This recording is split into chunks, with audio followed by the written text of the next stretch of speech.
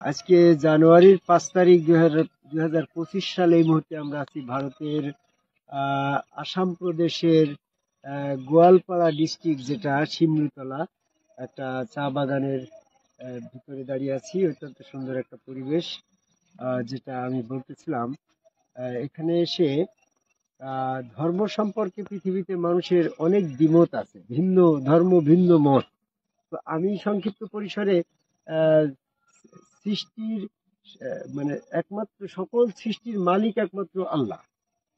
হ্যাঁ, তিনি সমস্ত জগতে যা কিছু মানুষ আছে, যত জীব জানোয়ার পশু পাখি মানুষ, সমস্ত সৃষ্টিকর্তা একজন। সেই একজন সৃষ্টিকর্তার বিরুদ্ধে প্রতিপক্ষ হিসাবে শয়তান। যদি আমি স্রষ্টার ধর্মকে চিনতে চাই, তো স্রষ্টার প্রতিপক্ষ ওই শয়তান, ওই শয়তানের ধর্মকে চিনতে হবে। শয়তানের ধর্ম, ইবলিসের ধর্মটাকে পরিত্যাগ করলে সেইটাই হবে আল্লাহর ধর্ম। আমি স্রষ্টার ধর্মের পরিচয় নেওয়ার জন্য প্রথমে আমি বলতে চাচ্ছি যে বর্তমানে আমরা যারা ধর্ম করছি, এই স্রষ্টার ধর্মটাকে চিনতে হলে আমাদের তার প্রতিপক্ষ ইবলিসের ধর্মের বৈশিষ্ট্যকে চিনতে হবে। যেমন ইবলিসের ধর্মের বৈশিষ্ট্য হচ্ছে, প্রথম বৈশিষ্ট্য হচ্ছে সে আল্লাহ পাকের প্রতিনিধিকে অস্বীকার করে কাফের হইল। বলুন, আল্লাহ পাক সমস্ত সৃষ্টিকুল সৃষ্টি করে,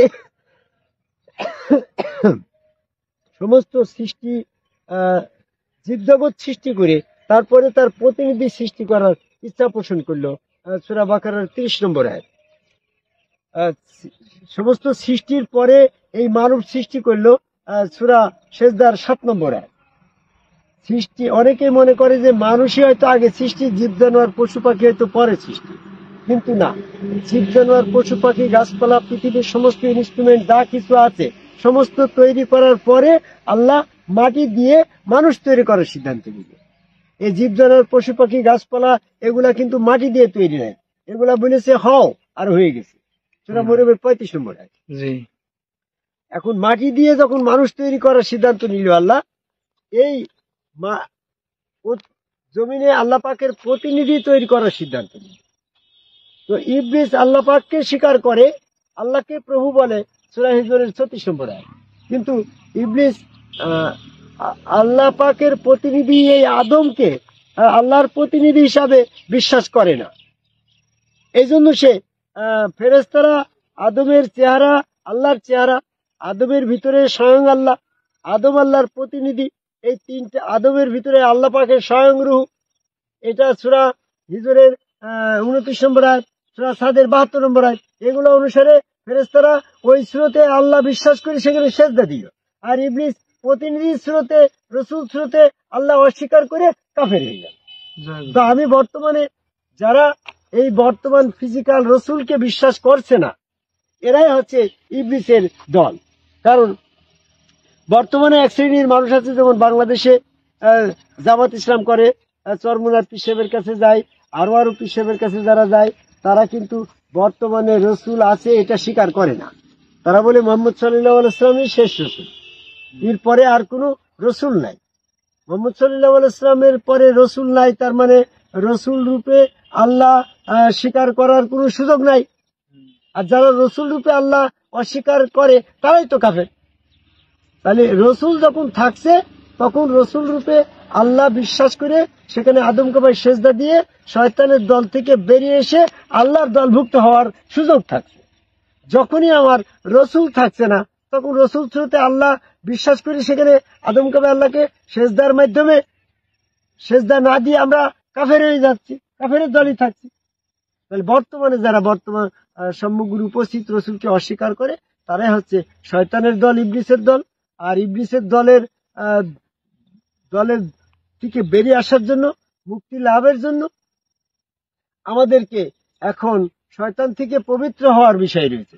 শয়তান থেকে পবিত্র হওয়ার জন্য আল্লাহ রাব্বুল আলামিন বলল যে রসুল তোমাকে শয়তান থেকে পবিত্র করবে।